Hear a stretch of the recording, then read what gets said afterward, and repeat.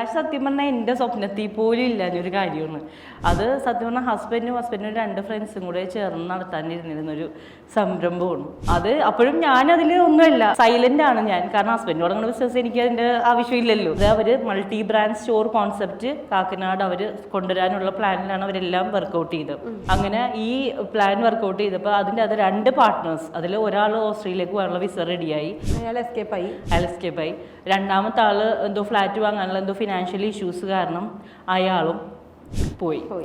അപ്പോൾ first initial payment എൻ്റെ ഹസ്ബൻഡാണ് 2.5 ലക്ഷം രൂപ മുടക്കിയിരിക്കും. അപ്പോൾ ഹസ്ബൻഡ് വന്നിട്ട് എന്നോട് ചോദിച്ചു എന്ത് ചെയ്യും, ഒന്നില്ലെങ്കിൽ അത് പോവുക, അതെനിക്ക് ഇതിനെ ലോസ് ആക്കി കണക്കാക്കുക. പക്ഷെ എന്നെ സംബന്ധിച്ചിടത്തോളം അത് റിക്കവർ ചെയ്തെടുക്കുക എന്നുള്ളതായിരുന്നു എൻ്റെ ടാർഗറ്റ്. ഇപ്പൊ ഞാൻ പറഞ്ഞു എനിക്കിത് അറിവില്ലാത്ത ഫീൽഡാണ്, പക്ഷെ ഞാൻ ട്രൈ ചെയ്യും. അറ്റ് ദ ലാസ്റ്റ് വരെ എനിക്ക് ട്രൈ ചെയ്ത് ഇത് വിജയിപ്പിക്കുക എന്നുള്ളൊരു ഒറ്റ വാശിയുണ്ടായിരുന്നു എനിക്ക്. കാരണം നമ്മളെ ശരിക്കും പറഞ്ഞാൽ എന്താ പറയുക, കെൻസിലിറക്കിയിട്ട് ഏണി പഠിച്ചൊരവസ്ഥയാണ് ഈ 2 പാർട്ട്നേഴ്സ് നമ്മളോട് ചെയ്തത്. കാരണം അവര് ജോയിന്റ് ആയിട്ട് ചെയ്യാൻ തുടങ്ങിയ വെഞ്ചർ പെട്ടെന്ന് ഒരു സുപ്രഭാതത്തിൽ അവരില്ല എന്ന് പറയുന്നതാണ്. ഞങ്ങൾ ശരിക്കും പെട്ട അവസ്ഥയായി പോയി. അവിടെ നിന്ന് എനിക്ക് എന്തായാലും വേണ്ടിയില്ല. അവിടെ നമുക്ക് അവർ ഹാൻഡ് ഓവർ ചെയ്യുന്ന സമയത്ത് ഒരു കടമുറി, അതായത് ഒരു 2nd ഫ്ലോർ സ്റ്റോപ്പും 3 or 4 റാക്കും.